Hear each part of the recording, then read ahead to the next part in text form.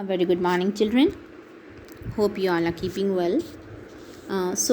In the last class, what we learned in the chapter "The Making of a Scientist," let's recall in short. We came to know that Ebright, he had started collecting the raising the flock of butterflies. Okay, and after that, when he didn't get much response, he began to lose interest in tagging the butterflies because there was no feedback. So by the time he reached the 7th grade, he got busy with other scientific experiments, and he participated in a county science fair with slides of frog tissues, but he did not win any prize. Okay, so he decided to do further research on insects. He understood that only display work won't work. He has to do some experiments. So further he needed the guidance, so he sought Dr. Urquhart's advice. Dr. Urquhart gave him many suggestions for experiments, and these experiments kept Ebright busy all through the high school. He also won many prizes in county and even international science fairs. And during his second year in high school, Ebright's research led to his discovery of an unknown insect hormone. This project won Ebright first place in the county fair, and it also gave him entry into the International Science and Engineering Fair. He also got a chance to work in Walter Reed Army Institute of Research. So till here I had taught you in the last class, and now let's continue the further lesson what is given over there. So again, come back to your book and be with me, children. Yeah, from here. As a high school junior, Richard Ebright continued his advanced experiments on the monarch pupa. That year, his project won first place at the International Science Fair and gave him another chance to work in the Army laboratory during the summer. So, as a high school junior, when he was in a high school, Richard Ebright, he continued his advanced experiments now, okay, on monarch pupa. And that year his project even won the first place at the International Science Fair, and he got an opportunity to work in the Army laboratory during the summer. In his senior year, he went a step further. He grew cells from a monarch's wing in a culture and showed that the cells would divide and develop into normal butterfly wing scales only if they were fed the hormone from the gold spots. That project won first place for zoology at the International Fair. He spent the summer after graduation doing further work at the Army laboratory and at the laboratory of the US Department of Agriculture. So now entering into his senior year, again he took one step further in his research work. Now what he did, he grew the cells. From where he grew the cells? From the monarch's wing, monarch butterfly. From monarch's butterfly's wing, he grew the cells in a culture. Culture means it is the process of testing in a lab. Okay, so in a lab testing, he found that the cells, it would divide and develop into butterfly. The cells can give life. In what way? By dividing and developing in the form of a normal butterfly wing scales. But when? Only if they were fed the hormone from the gold spots. Means if they will be given the food. Okay, which food? The food for them, the cells, was the hormone from the gold spots present on the wings of the butterflies. Okay, so that hormones, if it will be given as the food to the cells, it would again divide and develop the normal butterfly wing skills. Okay, and that project, it won the first place for zoology at the international fair. And then he spent the summer after graduation doing further work at the army laboratory and also at the laboratory of the US Department of Agriculture. In both the laboratories, he simultaneously carried on his experiment work.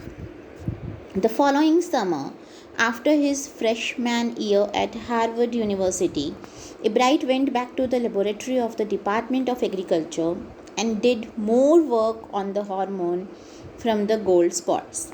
Using the laboratory's sophisticated instruments, he was able to identify the hormone's chemical structure. So now, the next summer again, after his freshman year at Harvard University, now he had already entered to the Harvard University, one of the most renowned university of US.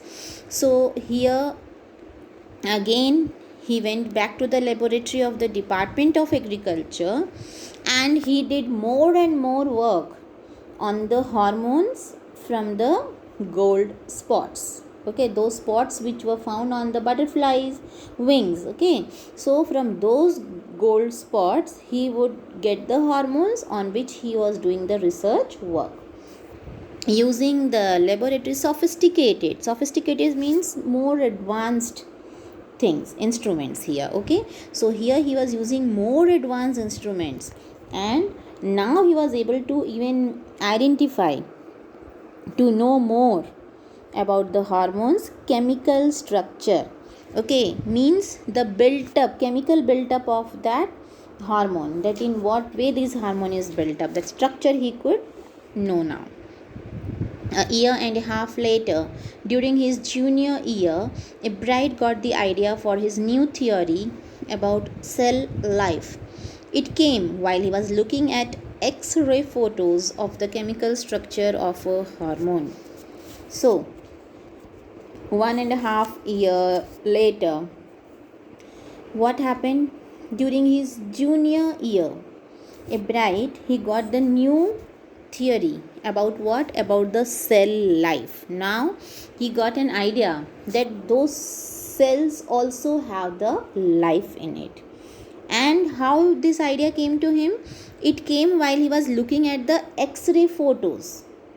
Okay, X-ray, you know very well, children. You might have also once in your life you might have gone through the X-ray photos. If any one of you might have got injured or anyone another one, so to know about the fractures in the bones, the doctors advised to take the X-rays, isn't it? So here when he was looking at the X-ray photos of the chemical structure of a hormone, okay, that time he got the idea. What idea? For the new theory about the cell life. When he saw those photos, Ebright didn't shout Eureka or even I got it, but he believed that along with his findings about insect hormones, the photos gave him the answer to one of biology's puzzles: how the cell can read the blueprint of its DNA. DNA is the substance in the nucleus of a cell that controls heredity. It determines the form and function of the cell. Thus, DNA is the blueprint for life. So, now when he was going through the X-ray photos, okay, then Ebright, he didn't shout Eureka. Eureka means here it is just a cry of triumph. Triumph means victory. When you win over something and the way you exclaim, that word is Eureka. Okay. So, never he said that he got it, but he believed that along with his findings about the insect hormones, okay, now he was working on the insects hormones. The photos gave him the answer to one of the biology's puzzles. Seeing those photos, X-ray photos, he even found out the most difficult to understand questions answer of biology. What was that? How the cell can read the blueprint of its DNA. A blueprint is what? It is the photographic print. Okay, so now the puzzle was that. Puzzle means the problems difficult to understand. So he got the answer to this, that how the cell can read the blueprint of its DNA. What is DNA? DNA is the substance in the nucleus of a cell that controls heredity. Okay, means DNA, it carries all the genetic informations. Okay, heredity means passing characteristics on to offspring.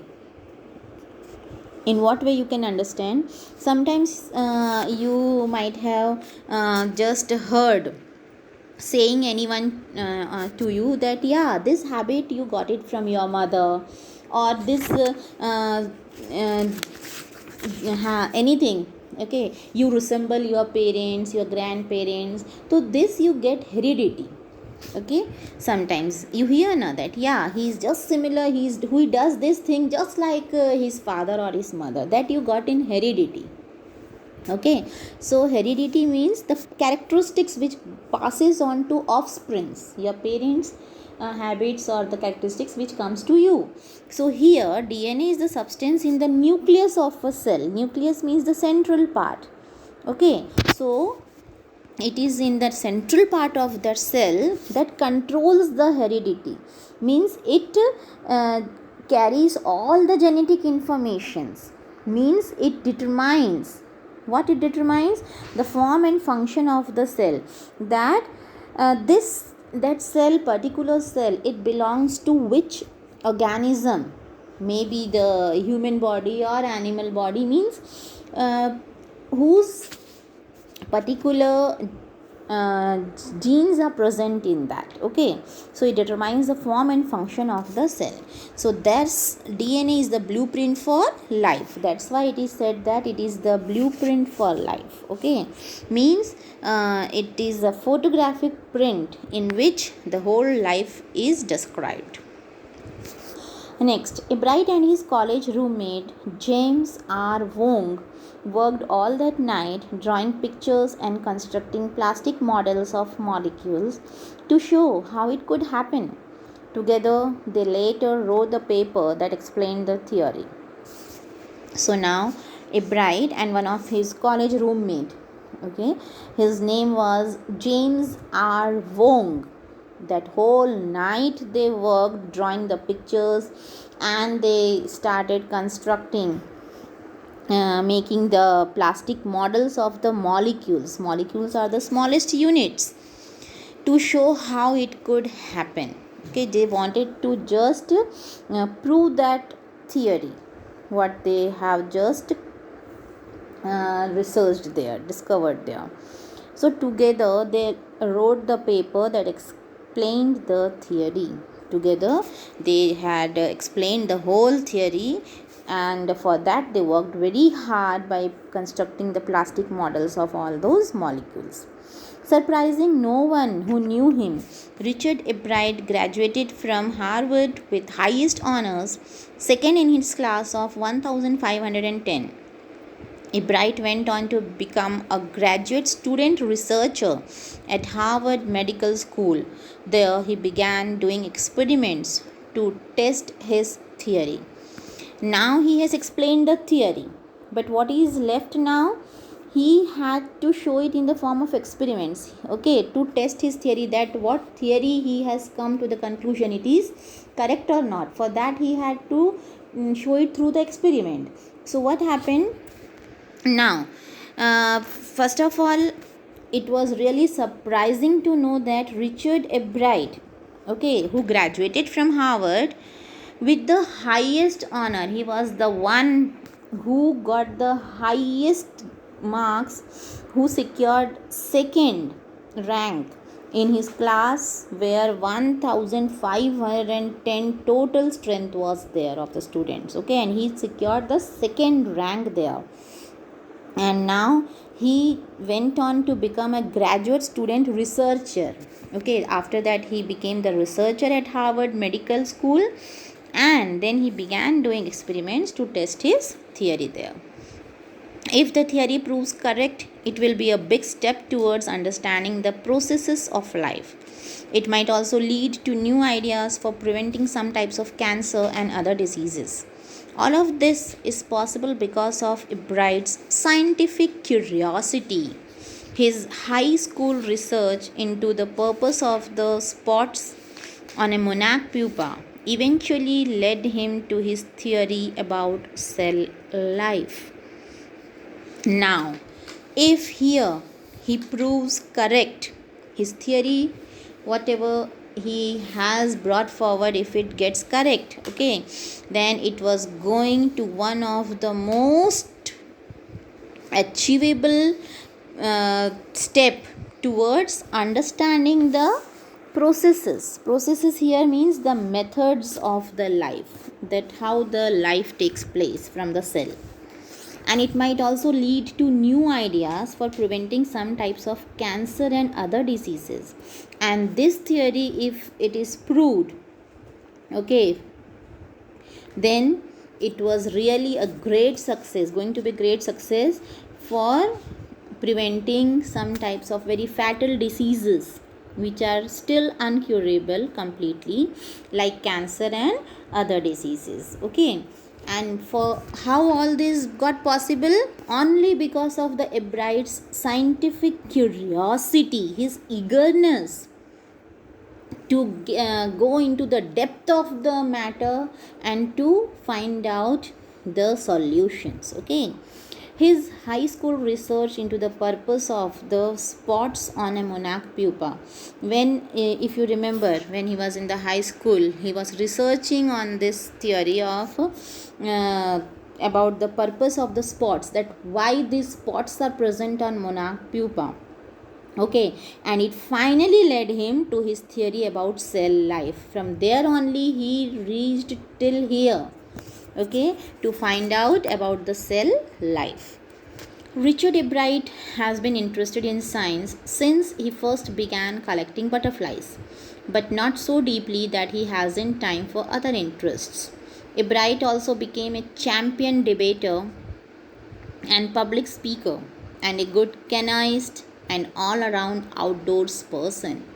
He is also an expert photographer, particularly of nature and scientific exhibits. See how many qualities Richard Ebrard possesses. Okay, he was not only a scientist, he had been interested in science since he began collecting the butterflies, that we came to know when he, from the childhood onwards, when he started collecting the butterflies, from then onwards, okay, he was interested in science, but not so deeply that he hasn't time for other interests.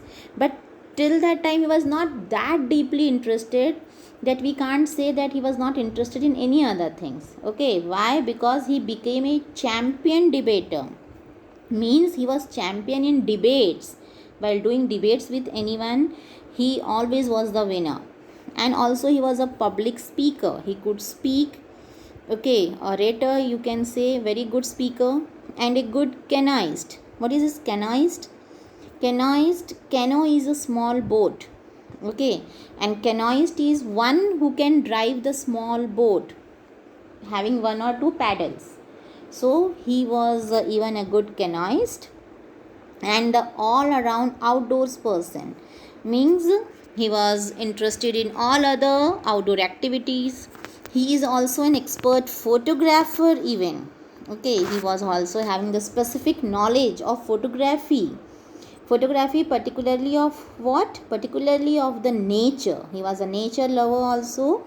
And the scientific exhibits means the things for showing, whatever exhibitions, science exhibitions, whenever it used to held, he used to take the photographs also. He was expert in that, he was having specified knowledge in that. Okay, so he was a multi-talented person.